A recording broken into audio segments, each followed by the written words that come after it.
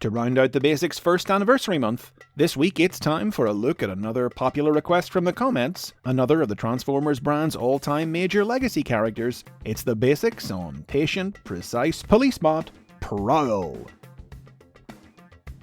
The original PROWL toy was first released as part of the Japanese Diaclone toy line in 1983, under the name Police Car Fairlady Z. It was one of several figures in the series that transformed into a Datsun 280ZX Turbo sports car, distinguished from the others by the police roof lights and paint job for which it was named.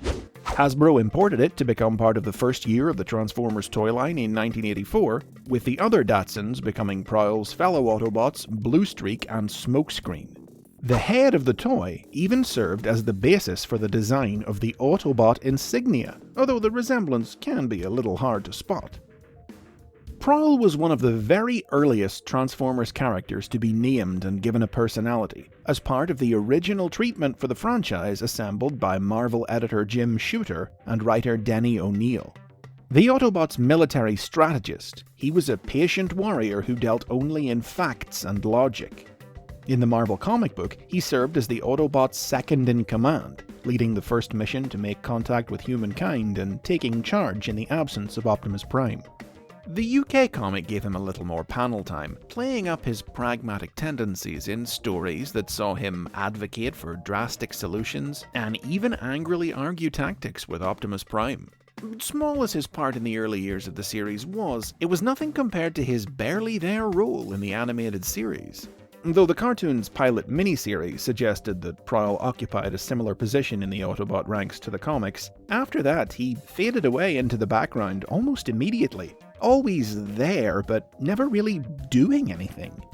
His most notable adventure in animation saw him briefly partner up with the Autobots' human ally Chip Chase, who used his computer modem to remote control PROWL's damaged body through a battle with the Decepticons. PROWL's toy was discontinued in 1986, and he was killed off both in the comic, in which he was offlined by injuries sustained fighting a Decepticon-controlled duplicate of Optimus Prime, and in the Transformers the movie, a shot from the Constructicon scavenger melting him from the inside out in an iconically gruesome scene. But PROWL didn't stay gone forever. A few years later, in 1990, a new non-transforming Action Master figure of him was released, and in Europe his original toy was made available once again. This return to store shelves led to PROWL's resurrection in both the US and UK comic, and he resumed his role as second-in-command under the new Autobot leader Grimlock, whose unconventional approach to the job infuriated the logical PROWL to no end in some of his most memorable comic book scenes. PROWL sat out the Generation 2 era of the early 1990s, but later in the decade, after Hasbro had resecured the trademark on his name, they set to work making it one of the most frequently reused in Transformers toy lines. 1997 introduced a Machine Wars incarnation of PROWL who turned into a race car, and a Beast Wars PROWL, a heroic Maximal Lion who combined with teammates Ironhide and Silverbolt to form the giant warrior Magnaboss. In 1999, things got a little confusing when a second Beast Wars PROWL was introduced, a Transmetal 2 Owl, whose profile implied that he was the original PROWL in a new body. Over a decade later, stories from companies like IDW Publishing and Fun Publications would explain that the Lion was the original PROWL. The Owl was retroactively established to be a clone of him, introduced in 2005's Transformers Binaltech toy line, a fusion of PROWL's memories and Chip Chase's life force in homage to their team-up in the original cartoon. It was 2001's Robots in Disguise that brought PROWL back to his police car roots, with a new version of the character who transformed into a Lamborghini Diablo. This PROWL operated undercover among real police cars on Earth, and lived his life by rules and protocols so strictly that it sometimes even hindered his own effectiveness. He was such a stickler for rules, he wouldn't even run a red light in the middle of a high-speed pursuit. He was the middle sibling among the show's three Autobot brothers, and spent a lot of time policing and writing up his laid-back younger brother's sideburn for various infractions. The police vehicle theme was adhered to rigidly by the other PROWLs of the early 2000s, but that theme was the extent of their relation to the original version of the character. These various new PROWLs had limited presence in media and never really gained any notoriety. Most notable was the youthful PROWL of Transformers Energon, who turned into a police-themed race car and left Cybertron to bring peace to the galaxy alongside the great Autobot leader Rodimus. Use of PROWL's name was widespread, but as a character he held little significance. He even got bumped out of being included in the first live-action movie when the filmmakers decided that they liked the idea of a Decepticon police car more than an Autobot one, and replaced him with the evil Barricade. PROWL's fortunes finally changed in 2007 with the release of Transformers Animated, which featured a new version of the character as part of its main cast.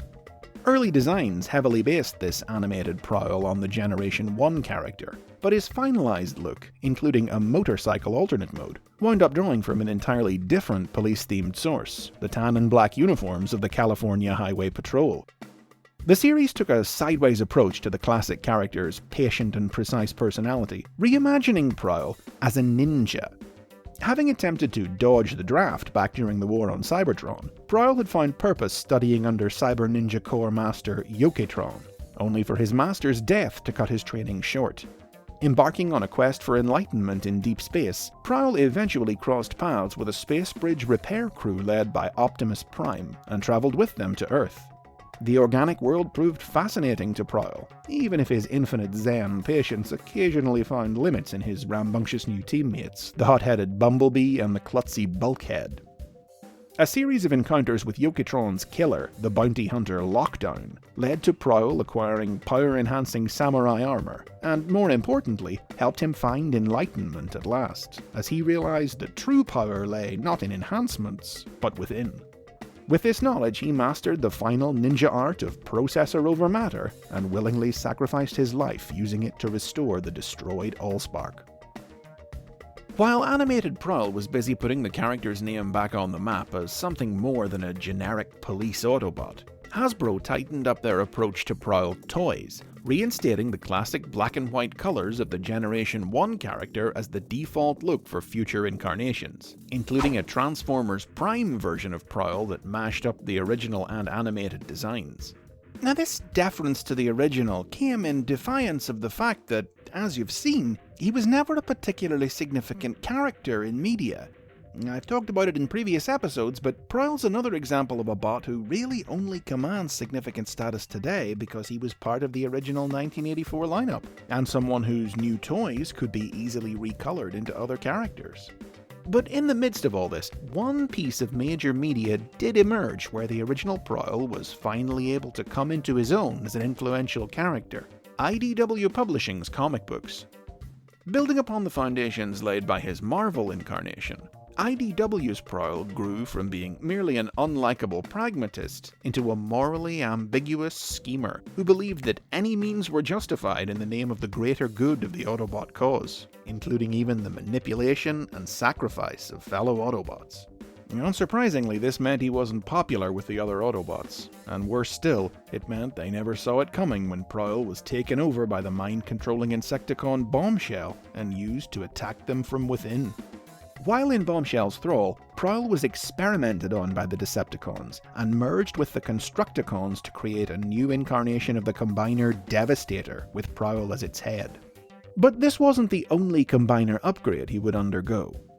As part of 2015's Combiner Wars toy line, a new toy of PROWL was released which could merge with Optimus Prime, Ironhide, Sunstreaker and Mirage to form Optimus Maximus, an idea that was soon incorporated into IDW's stories. Though freed from Bombshell's control, the experience left its mark on PROWL. He grew increasingly erratic, repeatedly finding himself at odds with his fellow Autobots, until finally he used the enigma of combination to forcibly combine himself and his comrades in a misguided effort to stop Starscream from making contact with Cybertron's colony planets. The others were able to wrest control of their combined form away from him, and ever since, PROWL's been on the run, acting outside the law to pursue his own objectives in the name of protecting Cybertron, and facing specters from his past determined to make him face up to the consequences of his cold, calculating actions. Hopefully future incarnations of PROWL will continue to enjoy the same attention and significance the IDW and animated versions did, ensuring that he remains a character who earns his prominent legacy status compared to the many more forgettable bearers of his name, whether he's a cop, a ninja, black and white, or morally grey. And those are the basics on PROWL. Tell me about your favourite incarnation of him in the comments, and remember to click that bell while you're down there to be notified about future episodes. Until next time, remember to like, share, subscribe, and visit Patreon to support the show.